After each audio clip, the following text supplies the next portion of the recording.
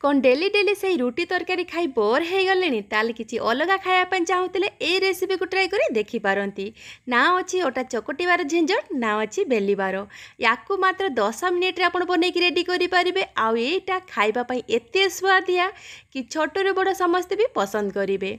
तो या बनवाई आपन को बेसी समय भी लगभग। तो या बनवाई गोटे जगार देखु मापिकी गोटे कप अटा नहीं स्वाद अनुसार लुण देती गोटे बड़ चामच एटी मेथी पत्र देती तापरे ये सब को भल भाव में गोलई नवा।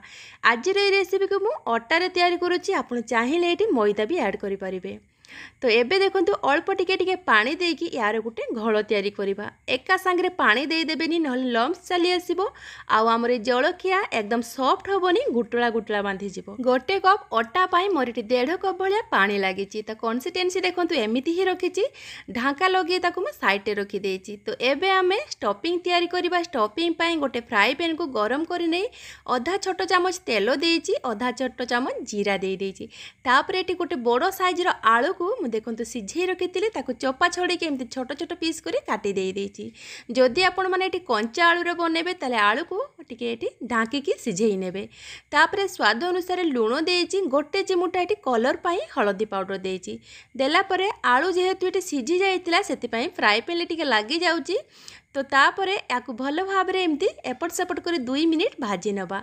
इटा भाजी नहीं सारापर देखो मुझे किसी पनीर को एमती छोट छोट कर पीस कर देती तापर या भल भाव में आलू सहित मिसई नहीं। एबे आमे आलू आउ पनीर को 1.5 ରୁ 2 मिनिट पर्यंत एमती मीडियम फ्लेम रे भाजी नवा। जदि कंचा आलू आपण माने देइथिबे ताले आलू को 90% सीझे ने भल भाव में ढांकी ढांकीका तापर पनीर ऐड करेंगे। तो आधा चामच ये चाट मसला आधा चामच लंका पाउडर आउ आधा चामच धनिया गुंड देकी भल भाव में गुड़े नवा। आज ये रेसिपी को मु बिना पियाज रसुण रे बनईची। जदि आपण पियाज खाउथिबे ताले जीरा फुटीगला परे गोटे बड़ साइज रो पियाज को छोट छोट करी काटिकी भी देई पारिबे। लास्ट रे किछि कटा धनिया पत्र देकी भल भाव में गुड़े नवा।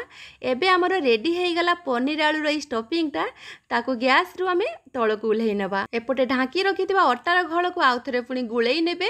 जदि आपनको मने हुए कि आपनकर ए घोलटा बेसी बहलिया हो जाइछि ताले आउ टिके पानी ऐड करिवे नहले पानी जमा ऐड करिवेनी। तो एबे देखंतु कंसिस्टेंसी पूरा एमिति ही रखिबे। तापर या बनवाई गोटे तावा को गरम कर अल्प टिके तेल हो अथवा घी को एमती ब्रश करे तापर जो घोल तैयारी करते से गोटे चामच देकी एमती चकुली पिठा जमी बनाते सेमती ही ताकू आकार रे बनई नेबे।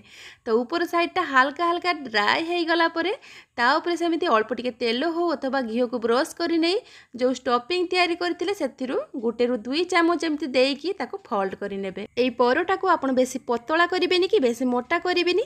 जदि बेसी मोटा हो जाए ताले स्टफिंग देला परे जे फोल्ड करिवे सेतेबेले परोटा फाटी जिवो। आ जदि बेसी पतला कर दियंती ताले एटा जमा भी तावार उठिबोनी लागिकी छिंडी जिवो। तो देखंतु परोटा केते सुंदर भाव रे रेडी हो जाए देखिया केते सुंदर लगुच।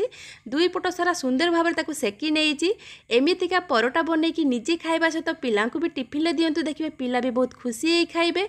आ ये परोटा को लगे खाइबापी आपन को कौन तरकारी कि चटनी भी दरकार पड़ोनी नॉर्मली टमाटो सॉस सहित या आपण मैंने लगे खाई पारिबे। आज इजी प्रोसेस रे परोटा रेसिपीटी आपण मानको जदि भलो लागि थाए वीडियोटी को लाइक करिवे शेयर करिवे कमेंट करी निजर मतामत निश्चय जणेबे। मु पुणी थरे आसीबी एमिति गोटे इजी रेसिपी नहीं विदाय नौची आपण समस्त को मो तरफ जय जगन्नाथ।